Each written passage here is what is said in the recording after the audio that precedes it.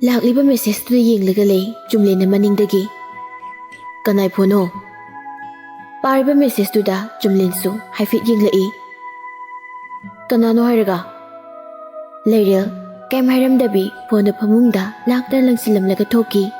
Jumlen masam machoy padu taithok na. Kaino sina. Si hairaga magi phone lairena lakta langsilam badu logduna. Kanano haini yengi. Susmigi miss call aniga message amaga leirambaduda. Susmi ni kaino sina. Si hairaga message tu pai. Kaino nang phone gamta pairakte yam chilaba. Lakliba message tu paraga Jumlena. Kaino sina mo. Nahan khaide amhairakpus nate. Ama sina phet law sakrisidi sina ni dana. Si hairaga Jumlendu mangaktu phat airamlaga ma amuk lairen na iron tori barom tu muglai. Rimlosan taisin laga lairilda. Ai sakhiram bo. Khumde lairildu. Karamano ise tuise. Sidasu adung khumlakte lairil. Jumlensu dress tu amata paikhatlaga setsin na. Don. Ai thabak si thengabani. Kashu tabadane. Ai khoidau sogal halakano. Thabak chalam daise. Harau loina si. Lairel tariba thabak tu japlep lega. Ai sak thangdo magi. Jumlen suma pi marol sepa loiraga. Makhada kumlai aduga dining chair ma singthoklaga phamtharai. Lairel na magi chak charuk tu thiba loiraga bisilai. Nangi sakti. Dada hana chapiro. Ai tamna sarki. Putharo. Charinga ni sarsi. Ai kona. Wado haiba loidringai Jumlena hon kantak. Puthoro haibani. Aise thabak thengabani. Ima baba haira mamanabagi masagi jaigalain sakre. Nang karam kanda kanang sahudorige. Lairel wam tangangde plate amada magisu chak to khara thirai. Susmigi kolga message ka ubaduda mangonda sauningbani. Masisu Jumlen khangi adubu hawjik chalamdai sida. Kai hairaga kaidaraga themne haiba Jumlen khangde maramdi. Susmina phone toropagi maramse ma khangde. Aduna masu gyanmen tade. Thabaka thengbaga jaktu khara chaminari. Jumlena jaktu olaba. Oe. Nakudhamdo kada hanamda lao. Jumlen kada fatka khatki lairilsu kari watlabunu khan amuk inai. Lairil na kaya ubada magi da hapiba kautudagi kari na paikhallaga yengduna lairami. Lairil changakpu ubada ising glass tu pirai aduga magi sana mugulidu mathang pirai. Lairil su ingangakna piraklibi hidak singdu lauruga jai. Jumlen thabak chatpasi thengmadi thenglabani adubu ma thabak tagidi sine hena lui khanduna tauribani. Lairil na saurini nungaitrini hidak langthak charoidra haiduna masigi manu wajabana hidaktu chabe hek loibaga. Aise lukige ko yumsu mi kanam laite gei kase hazan lusillo. Don kanada bada nasada ne wakhal pangane khanjilaga wahangano. Hosgi phone do aisu kai marangi kari toroino haibado khangde. Hazana ne leiramo. Si hairaga Jumlena Lairelgi khazaiduda nushina chupirami aduga. Nangidi kadai. Kai bo. Jumlena mawayo patuda makui khudomidu thamlaga ingit tawrakpani. Lairel mana nungai trasu pailaiti changsilaga Jumlengi khazaida nushina chupi. Jumlen nokfei tawna amuktang konsilamlaga. Chatleko. Jumlen thokre. Jumlen thoki baga Lairel masado ngasagi Susmigi call message tuna isingi singai. Mama ki mapuroi babudi thazei thazadabadi nate. Jumlena adugu matarongoni haiba ma kai sukhande. Aduda mana jingnaba hairagadi Jumlena tumin ma khanghandana handak toina wari sarisi karigino kanagano haiba siba khaktani. Adumna khanduna lairingai naraksida Susmigi call message tuna hena jingnaba tabani. Lairasu kanano karino haiduna saubu yai isau tobu yai adubu Hasaba mapuroibana asumna tumina hurana wari sabagi mabuni nusiduna leibani ma. Somda kusina je nangaina haibado tawraba natro. Tawi mana thabak chatoigi lusilamani haiba kandane ngasai tawsili paikhalakti message amaga thajinbani.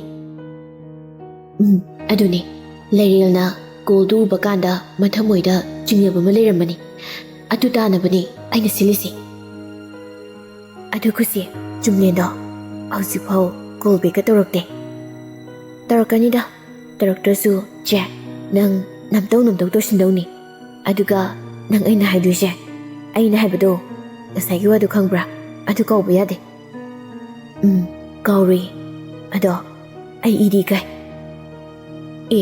kaigi kaiba matam manghanna tawdi thabaksida kaigi kaiba ha kaiba gyaro hoida adubudi tawge wari sanari ngai duda jumlengi ko laksili kusi nang du thamo noida jumlengi ko laiba ai haidro torokanina nupa se pakhangori ngai kharli malaibi wani matu thiredi ne mayumda leiba kandadi moinem lemsana doisi mapan tholadi adum kem khalluji lila hauro good luck thank you lakliba call do susmi sat pai khatli jumlen how nang thabak la abo lae nang sai phone tarom male kai lerage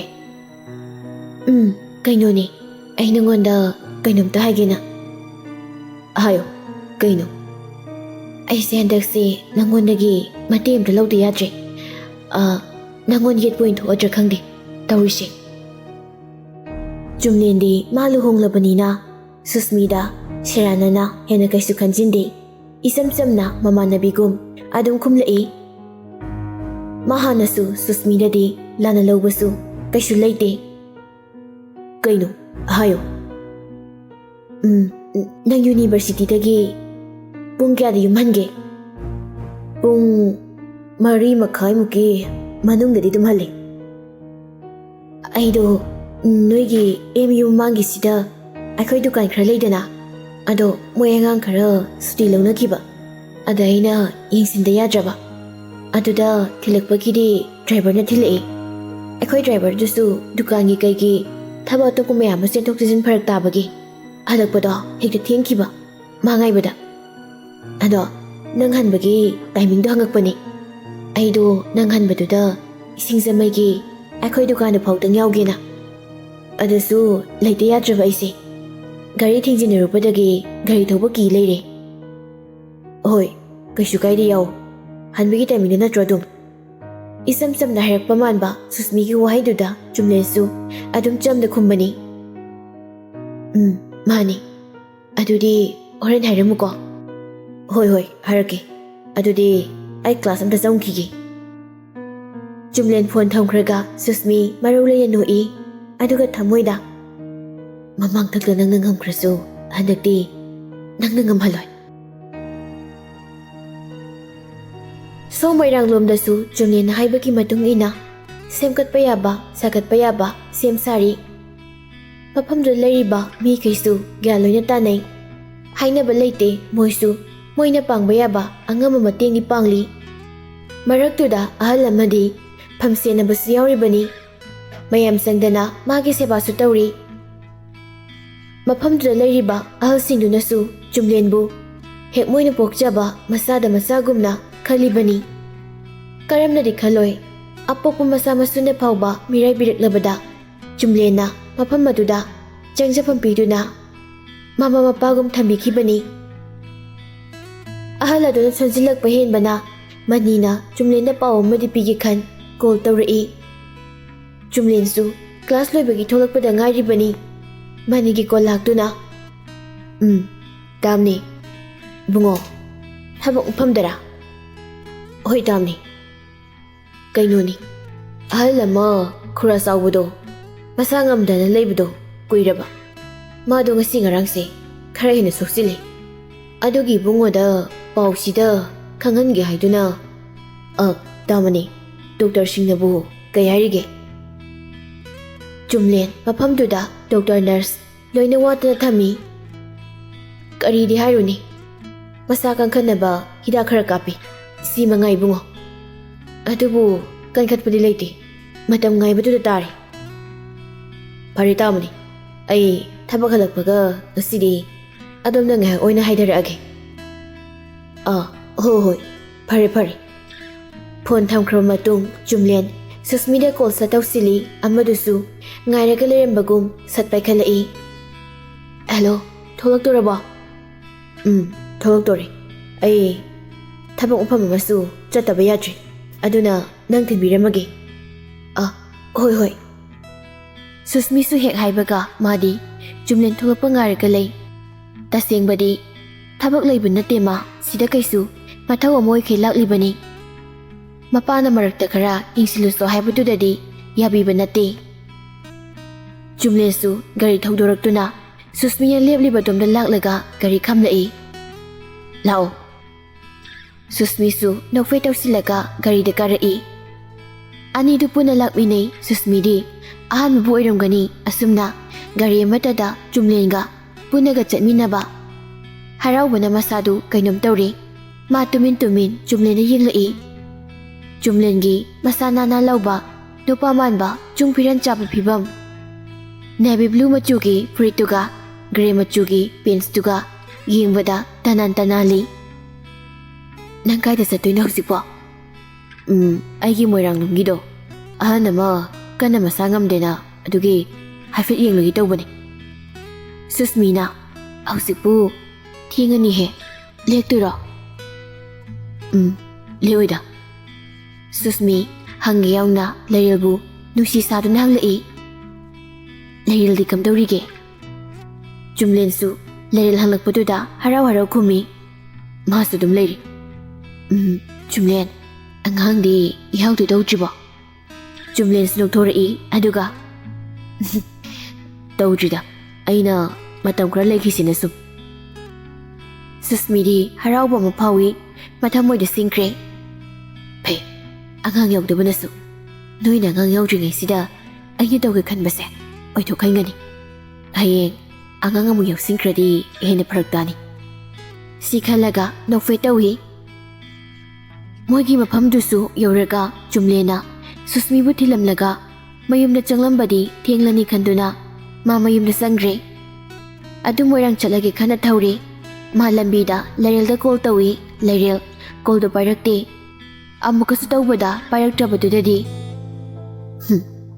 masi phondo soidana langthoba leramaniba imado ni tawki si hairaga mama de call tawri mamana hello bungo ima amaduna phone supai pairaktrido kaidena ma taidubo mama su Laril dai fet yenglaga lei singsari ne kari haige imaido hause moirang lomda chata yadri ada ahanama kana naren hairakpa tondadi aigi uzawai minaba imanabagi mapana ina haizilage ko amta pa hello phone do imana khara phasna khum hoi si ibungoni phone pairakti nang Larilasu mamadagi phone lauraga hello don kayo nang phone na kai thamge mathakta lehori kay haige aido akhoi zawai minaba imanaba magi mapado kana ngamdabadagi aisa tabayadri Bisempur somdaini adagi somdo hospital da amu puraktoini adu haigi tawani yam thengdoiro hangat handani na kharadi thengani lekpudi leoida akhoi thaudare hauji oi phasna chalo ko nangsu chakha phasna sargane hidaka da charamuko hoi pare imamu bailo Larilna mamada mu phone pirai hello bungo ima tondo chakha phasna saminarga hidaka du pisau ko aina mangonda lotpani ne mama sada jingnaba madi adum leirini hoi thamima Jumlen phone thamkhram matung Larilsu ising saina wakhaldu macharang na dabudi nate ngasai ayukta Susmi ke call amadi message ꯃꯥ ꯈꯟꯐꯝ ꯈꯪꯗꯅ ꯑꯩꯁꯦ ꯀꯣꯛ ꯆꯥꯛꯑꯕꯅꯤꯗ ꯀꯩꯝ ꯈꯟꯖꯤꯜꯂꯔꯣꯏ ꯁꯤ ꯍꯥꯏꯔꯒ ꯂꯩꯔꯦꯜ ꯑꯃꯨꯛ ꯊꯕꯛꯇꯨ ꯃꯈꯥ ꯆꯠꯊꯩ ꯍꯥꯏꯖꯕꯒꯤ ꯋꯥꯅꯤ ꯃꯁꯥꯗ ꯅꯨꯡꯉꯥꯏꯐꯝ ꯈꯪꯗꯕ ꯂꯩꯇꯥꯗꯕ ꯑꯃꯗꯤ ꯑꯗꯨꯃꯛ ꯑꯣꯏꯔꯤꯕꯅꯤ ꯆꯨꯝꯂꯦꯟꯁꯨ ꯃꯣꯏꯔꯥꯡꯂꯣꯝꯗ ꯑꯗꯨꯝ ꯍꯥꯏꯊꯔꯛꯏ ꯃꯥꯅ ꯂꯩꯔꯦꯜꯗ ꯂꯣꯠꯂꯨꯕꯅꯤꯅ ꯉꯁꯤꯒꯤ ꯋꯥꯁꯤꯕꯨ ꯍꯥꯏꯗꯣꯛꯇ ꯇꯨꯃꯤꯟ ꯃꯤꯅꯝꯂꯒ ꯂꯥꯛꯏ ꯃꯥꯅ ꯇꯧꯔꯤꯁꯤꯕꯨ ꯆꯨꯝꯂꯤꯕ꯭ꯔꯥ ꯍꯥꯏꯅ ꯈꯜꯂꯛꯏ ꯃꯤꯅꯝꯕꯤꯔꯝꯕꯒꯤ ꯃꯁꯥꯗ ꯅꯨꯡꯉꯥꯏꯇꯕ ꯑꯃꯗꯤ ꯑꯣꯏ ꯑꯗꯨꯕꯨ ꯇꯉꯥꯏ ꯐꯗꯅ ꯃꯤꯅꯝꯕꯅꯤ ꯐꯥꯎꯟꯗꯦꯁꯟ ꯗꯦ ꯅꯨꯃꯤꯠꯇ ꯄꯨꯝꯅꯃꯛꯁꯤ ꯈꯪꯂꯁꯅꯨ ꯍꯧꯖꯤꯛꯇꯤ ꯋꯥꯔꯧꯔꯁꯅꯨ ꯍꯥꯏꯅ ꯑꯗꯨꯃꯛ ꯈꯟꯗꯣꯔꯛꯏ ꯆꯨꯝꯂꯦꯟ ꯒꯥꯔꯤ ꯂꯦꯞꯇꯅ ꯊꯧꯔꯛꯄꯅ ꯌꯧꯁꯤꯜꯂꯛꯏ ꯃꯥ ꯌꯧꯁꯤꯜꯂꯛꯄꯗ ꯄꯨꯡ 6ꯃꯨꯛ ꯇꯥꯔꯦ ꯆꯨꯝꯂꯦꯟꯁꯨ ꯑꯍꯟ ꯑꯅꯥꯕꯗꯨꯒꯤ ꯃꯅꯥꯛꯇ ꯑꯗꯨꯝ ꯆꯨꯝꯗ꯭ꯔꯤꯡꯂꯛꯏ ꯃꯥꯅ ꯆꯪꯂꯨꯕꯗꯗꯤ ꯑꯍꯟꯁꯤꯡ ꯒ꯭ꯌꯥꯟ ꯃꯦꯟ ꯇꯥꯗ ꯃꯌꯥꯝ ꯂꯥꯏꯀꯠꯅꯔꯝꯃꯤ ꯆꯨꯝꯂꯦꯟ ꯂꯥꯛꯄ ꯎꯕꯗ ꯃꯅꯤꯅ ꯑꯍꯜꯗꯨꯗ ꯇꯞꯅ ꯈꯨꯔꯥ ꯇꯥꯕꯤꯕ꯭ꯔꯣ ꯁꯦ ꯏꯕꯨꯡꯉꯣ ꯆꯨꯝꯂꯦꯟ ꯂꯥꯛꯏ ꯑꯍꯟꯗꯨꯁꯨ ꯃꯃꯤꯠ ꯀꯕꯛ ꯄꯥꯡꯂꯒ ꯋꯥꯗꯤ ꯉꯥꯡꯗ ꯆꯨꯝꯂꯦꯟꯗ ꯍꯥꯏꯐꯦꯠꯇꯪ ꯌꯦꯡꯂꯛꯏ ꯅꯪ ꯂꯥꯛꯂꯕ꯭ꯔꯥ ꯍꯥꯏꯅ ꯍꯪꯕꯒꯤ ꯃꯑꯣꯡꯅꯤ ꯑꯍꯟꯗꯨ ꯋꯥ ꯉꯥꯡꯅꯤꯡꯂꯕꯁꯨ ꯉꯥꯡꯕ ꯉꯝꯗ꯭ꯔꯤ ꯃꯇꯧꯗꯨꯗ ꯆꯨꯝꯂꯦꯟ ꯍꯦꯟꯅ ꯅꯨꯡꯉꯥꯏꯇ꯭ꯔꯗꯨꯅ ꯑꯍꯜꯗꯨꯒꯤ ꯃꯅꯥꯛ ꯆꯪꯗꯨꯅ ꯑꯍꯜꯗꯨꯒꯤ ꯃꯈꯨꯠꯇꯨꯗ ꯃꯥꯒꯤ ꯃꯈꯨꯠꯇꯨꯅ ꯄꯥꯏꯕꯤꯔꯒ ꯐꯃꯨꯡꯗꯨꯒꯤ ꯅꯥꯀꯜꯗ ꯆꯨꯝꯂꯦꯟꯁꯨ ꯐꯝꯊꯔꯛꯏ ꯄꯥꯕꯨꯡ ꯅꯆꯥ ꯂꯥꯛꯏ ꯑꯍꯜꯗꯨꯁꯨ ꯑꯃꯨꯛꯇꯪ ꯆꯨꯝꯂꯦꯟꯗ ꯅꯨꯡꯁꯤꯅ ꯌꯦꯡꯂꯝꯂꯒ ꯃꯃꯤꯠꯇꯨ ꯑꯗꯨꯃꯛ ꯎꯏꯁꯤꯟꯗꯨꯅ ꯑꯔꯣꯏꯕ ꯌꯥꯍꯤꯞ ꯇꯥꯟꯈ꯭ꯔꯦ ꯃꯇꯧꯗꯨ ꯆꯨꯝꯂꯦꯟ ꯂꯥꯛꯄ ꯋꯥꯅ ꯉꯥꯏꯔꯝꯂꯤ ꯍꯥꯏꯕꯒꯨꯝꯕꯅꯤ ꯆꯨꯝꯂꯦꯟꯁꯨ ꯃꯊꯃꯣꯏꯗ ꯅꯨꯡꯉꯥꯏꯇꯕꯅ ꯄꯤꯛ ꯊꯜꯂꯤ ꯃꯌꯥꯝ ꯆꯪꯗꯨꯅ ꯑꯍꯜ ꯑꯗꯨꯒꯤ ꯃꯊꯧ ꯃꯉꯝ ꯄꯥꯡꯊꯣꯛꯅꯕ ꯁꯤꯜ ꯂꯥꯡꯏ ꯃꯇꯝꯅꯗꯤ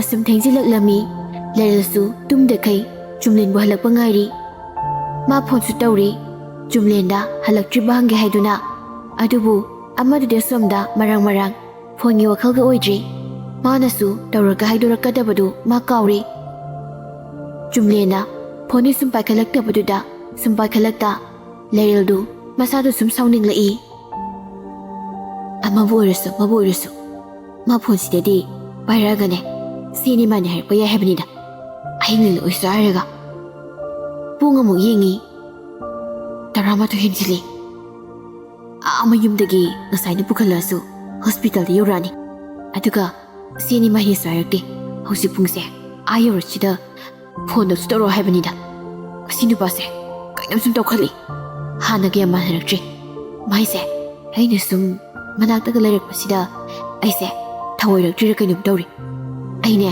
ꯁꯥꯎꯅꯤꯡꯉꯛꯇꯅ ꯌꯨꯝꯗ ꯍꯟꯈꯤꯅꯤꯁꯦ ꯂꯩꯔꯦꯜꯁꯨ ꯁꯥꯎꯅꯤꯡꯕꯅ ꯃꯆꯤꯟꯗꯨ ꯃꯥꯅ ꯊꯣꯛꯄ ꯑꯃ ꯄꯪꯉꯥꯡꯗ ꯉꯥꯡꯂꯤ ꯁꯣꯝꯗꯅ ꯑꯍꯜꯗꯨꯒꯤ ꯃꯊꯧ ꯃꯉꯝ ꯄꯨꯡꯂꯣꯏ ꯂꯣꯏꯔꯛꯄꯗ ꯑꯍꯤꯡꯒꯤ ꯄꯨꯡ 12ꯃꯨꯛ ꯇꯥꯁꯤꯜꯂꯛꯏ ꯆꯨꯝꯂꯦꯟꯁꯨ ꯉꯁꯥꯏ ꯃꯔꯥꯡ ꯐꯣꯟꯒ ꯚꯥꯞ ꯑꯣꯏꯗꯗꯨꯅ ꯔꯨꯝꯗ ꯑꯗꯨꯝ ꯊꯝꯃꯝꯕꯅꯤ ꯂꯣꯏꯔꯒ ꯆꯪꯂꯛꯄꯗ 12 ꯍꯦꯟꯇꯛ ꯆꯠꯂꯤ ꯃꯥꯅ ꯐꯣꯟꯗꯨ ꯌꯦꯡꯂꯛꯄꯗ ꯂꯩꯔꯦꯜꯒꯤ ꯃꯤꯁ ꯀꯣꯜ 15ꯃꯨꯛ ꯂꯩꯔꯝꯃꯤ ꯑꯗꯨ ꯎꯕꯗ ꯆꯨꯝꯂꯦꯟ ꯁ꯭ꯋꯥꯏ ꯂꯥꯎꯔꯤ ꯃꯥ ꯄꯨꯡ ꯍꯥꯏꯐꯦꯠ ꯌꯦꯡꯉꯤ ꯑꯩꯗꯤ ꯂꯣꯏꯔꯦꯗꯅ ꯑꯩ ꯀꯣꯛ ꯅꯣꯏꯕꯨ ꯉꯁꯤꯁꯦ ꯐꯣꯟꯁꯤꯒꯤ ꯋꯥꯈꯜꯁꯦ ꯁꯨꯡꯑꯣꯏ ꯑꯣꯏꯔꯨꯗ꯭ꯔꯤ ꯑꯃꯗꯨꯗꯤ ꯇꯨꯝꯂꯝꯃꯗ꯭ꯔꯥ ꯑꯩ ꯂꯣꯏꯔꯦ ꯉꯁꯤ ꯆꯨꯝꯂꯦꯟ ꯀꯣꯜꯗꯣ ꯂꯩꯔꯦꯜꯗ ꯇꯧꯁꯤꯔꯥ ꯇꯧꯔꯣꯏꯁꯤꯔꯥ ꯍꯥꯏꯅ ꯈꯟꯖꯥꯟꯅꯔꯒ ꯂꯩ ꯑꯩ ꯇꯧꯔꯔꯣꯏꯒꯦꯗ ꯇꯨꯝꯖꯔꯁꯅꯨ ꯑꯗꯨꯝ ꯍꯥꯏꯒꯠꯅꯕ ꯇꯧꯔꯒꯦ ꯄꯨꯡꯁꯤꯗꯤ ꯐꯔꯛ ꯑꯃ ꯇꯥꯗꯣꯔꯦ ꯁꯤ ꯍꯥꯏꯔꯒ ꯆꯨꯝꯂꯦꯟ ꯐꯣꯟ ꯇꯧꯗ꯭ꯔꯦ ꯃꯥ ꯄꯨꯡ ꯍꯥꯏꯐꯦꯠ ꯌꯦꯡꯂꯒ ꯍꯜꯂꯒꯦ ꯈꯜꯂꯤ ꯃꯇꯣꯝꯇꯅꯤꯅ ꯅꯣꯡꯉꯥꯜꯂꯝꯗꯥꯏ ꯍꯥꯏꯊꯔꯒꯦ ꯈꯜꯂꯤ ꯉꯥꯏꯍꯥꯛ ꯐꯝꯂꯒ ꯑꯁꯨꯝ ꯂꯩꯔꯝꯕꯅꯤ ꯆꯥꯛ ꯏꯁꯤꯡꯁꯨ ꯆꯥꯗ꯭ꯔꯦ ꯃꯁꯥꯗꯨ ꯏꯆꯣꯛ ꯆꯣꯛꯊꯩ ꯃꯥ ꯑꯃꯨꯛ ꯊꯣꯛꯂꯛꯂꯒ ꯀꯤꯆꯟ ꯆꯪꯗꯨꯅ ꯀꯔꯤ ꯆꯥꯕ ꯌꯥꯕ ꯂꯩ ꯈꯟꯗꯨꯅ ꯌꯦꯡꯂꯛꯏ ꯑꯦꯄꯜ ꯑꯃꯒ ꯂꯐꯣꯏ ꯑꯃ ꯄꯥꯏꯔꯒ ꯊꯣꯛꯂꯛꯏ ꯑꯗꯨꯒ ꯃꯥꯒꯤ ꯔꯨꯝꯂꯣꯝꯗ ꯑꯃꯨꯛ ꯂꯥꯛꯏ ꯑꯦꯄꯜꯗꯨꯒ ꯂꯐꯣꯏꯗꯨꯒ ꯆꯥꯁꯤꯜꯂꯒ ꯏꯁꯤꯡ ꯕꯣꯇꯜꯗꯨ ꯊꯥꯡꯒꯠꯇꯨꯅ ꯈꯔ ꯊꯛꯆꯤꯜꯂꯤ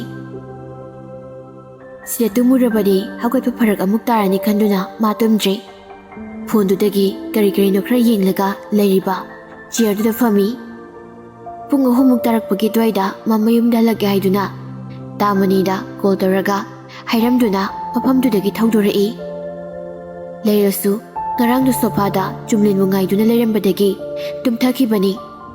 Mafam chadana tumubana masadu naraktana mikap tholai. Mikap tholakbada mana sofada tumdu leirambaduna ingaw ngawi. Adubu gyan taraktuna phondu tap laukhalaga pung yengi. Nongalamdaigi pung 3 tarami. Adu phawbada Jumlen yumna halakamde. Phondasu miss call kumamta leiramde. Leireldu khara dagi tasingna sauningba ma oire. WhatsApp ta sangduna Jumlengi number duda hangdoklaga yengbada last sin pung 2 makai dwaida oirami. Adu ubada amuk hena ping laukhre. Sumdana camera ta haidana tumpham sapam khangda leire duga mana phone amta storaktaba. Aduga ahingdaga WhatsApp pairamba phai khangniba. Si hairaga leirel sorry haugalai. Aduga bathroom changlaga brush tawthoi. Loiraduna makada kumlaktuna wairam si sengba hawi. Masadu sauningbana di ma loirabani. Mana wairam sitpa sengba loiraga changlaki tawbada Jumleni garido mapaldagi titit khonglai. Leirel sauningna mamaidu leithorai. Sumjitu imungna tamluraga makat kabuk hamdoklaga gate tamu tholaktuna thongdu mu hangi. Jumlen manungna thaujinkibadu ubada shaurangnana mamit sepna yengi. Aduga ngarang lekkiba puri pirol honglaga ama lilaga lakpasida leireldi amuke na ngakre. Jummi ngarang sekkiba piroldudi sakskarda selubana Jumlen atuba pirol hongdoklaga lakbani. Adubu piroldugidi ma kaisu bapu tawrudre. Ngarangdagi wakhalda chingnana leiramba leireldadi aduna muke hena ngakpa jingnabagi maichak oiri. Leirel masadu sauningmana khangmangamda wam dairamda imungda prap jangki. Jumlensu garidu thaujiluraga tholai. Leirelna mangonda hanna phawagi ngamdana prap jangki baduda saura habdi khangi. Adubu Jumlen saphom thui khanduna imungna changlaga themlagi khali. Mani imung changlakpadadi leireldi kada leiramje. Adubu bathroom na changlamani khali. Jumlen bathroom da haifet yenglaga mawaman baga kaiga phamunglamda chumjeng laktuni hippi. Leirel tholakpasu ngaiboy kaiboy. Ngayaki matu leirelsu bathroom dagi tholai. Adubu prapra amuk madu katpagi mafi hongnaba tawri. Don duk thabu loramaga thuna kakhalo. Leirel kaisu khumde mana tawgadabadu tawraga pakhada mukungki. Ngayak leiraga amuka khalaktuna mafi hongi. Aduda Jumlensu leirel karakpaduda ma uiri tawrambadagi mamitu amuk panglaktuna. Don leirel khumde oiroi khanduna Jumlena fuagatuna leirelgi manakta lai. Leireldi makhada kumgi haina tawi. Aduda Jumlena pharaga nangna saurido ai waridu fasana haigeba imanabagi mapado. Si hairaga Jumlena leirelgi makhotu paigi haina thenglakpada leirelna Jumlengi makhotu kanthatlaga pairakanu nang aingoda pairakanu thengakanu aingoda ai nangbu tukachai natu leiraba nangna ahing taibang khangda adugumba arunba lichat ai nate hangoi ai nanga punsiga oina leiminabasu ngamlora ai ngasi yumda chakhini oktaba miga leiminabani ai pamde. Jumlen wahai amata haida leirelgi khasaida khupangna tharai khanthabu tawhodana